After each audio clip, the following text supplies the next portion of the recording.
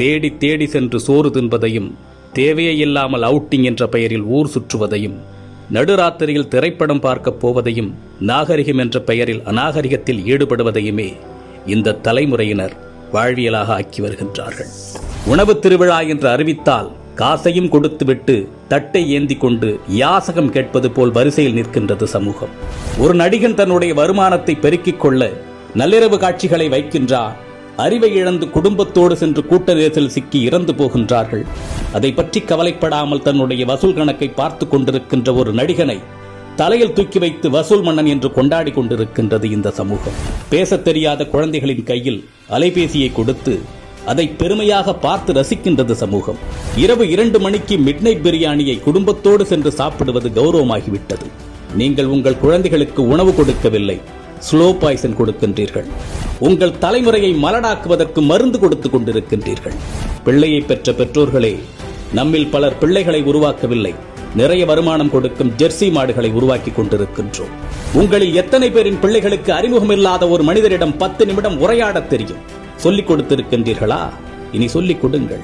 உங்களில் எத்தனை பேரின் பிள்ளைகளுக்கு தன்னம்பிக்கைக்கும் தலைகணத்திற்கும் உள்ள வேறுபாடு தெரியும்? சொல்லிக் கொடுத்திருக்கின்றீர்களா? இனி சொல்லிக் கொடுங்கள். உங்களில் எத்தனை பேரின் பிள்ளைகளுக்கு நம் தாய்மொழியில் தமிழில் தொடர்ந்து ஒரு 5 நிமிடம் பிற மொழி கலவாமல் பேசத் தெரியும்? சொல்லிக் கொடுத்திருக்கின்றீர்களா? இனி சொல்லிக் கொடுங்கள். உங்களில் எத்தனை பேரின் பிள்ளைகளுக்கு உங்களின் மாத வருமானம் தெரியும்?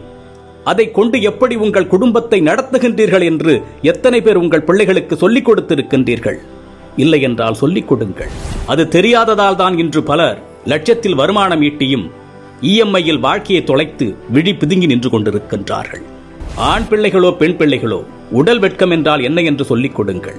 10 வயதில் அணியும் ஆடையது, பருவ வயதில் அணியும் ஆடையது, படுக்கையில் அணியும் ஆடையது, பொதுவெளியில் அணியும் ஆடையது என்று வேறுபாடுகளை சொல்லிக் கொடுங்கள். நம்மில் பல பேரின் பிள்ளைகளுக்கு ஐபோனின் விலை தெரியும், வந்த திரைப்படத்தின் வசூல், வரப்போகும் திரைப்படத்தின் புள்ளி விவரங்கள் எல்லாமே தெரியும்.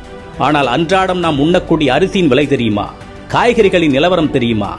நம் பிள்ளைகளில் பலருக்கு பில்கேட்ஸை தெரியும், எலான் மஸ்கை தெரியும். ஆனால் நம் மொழிக்காக, இனத்தின் வளர்ச்சிக்காக இன்னுயிர் துறந்த தியாக வரலாறுகளை பற்றி தெரியுமா? இன்னும் சொல்வதானால் உங்களில் எத்தனை பேர் அவர்களை நினைத்து பார்க்கின்றீர்கள்? நம் மண்ணின் தியாக வரலாறுகளை நம் பிள்ளைகளுக்கு சொல்லிக் கொடுங்கள். எப்பொழுதுமே உறவுகளை எதிரிகளாக மட்டுமே கட்டமைத்து அவர்களின் மூளைகளில் ஏற்றிவிடாதீர்கள்.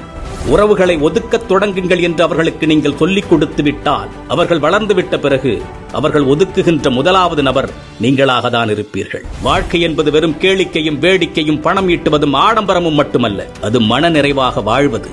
அது எப்படி என்று குழந்தைகளுக்கு கற்றுக் கொடுங்கள். இந்த மனித சமுதாயத்திற்கு பெற்றோர்களாகிய நீங்கள் செய்யக்கூடிய மிகப்பெரிய கடமையே உங்கள் பிள்ளைகளை அறம் சார்ந்த பிள்ளைகளாக, அறிவார்ந்த பிள்ளைகளாக உருவாக்குவதுதான். அறிவு என்பது படித்து தெரிந்து கொள்வதல்ல, ஏடுகளில் இருந்து நாம் அறிந்து கொள்வதல்ல. நாம் கற்றுக்கொள்ளுகின்ற அத்தனையும் நமது புத்திக்குள் இறங்கி அது என்னவாக வெளிவருகின்றது என்பதை பொறுத்ததுதான் அறிவு.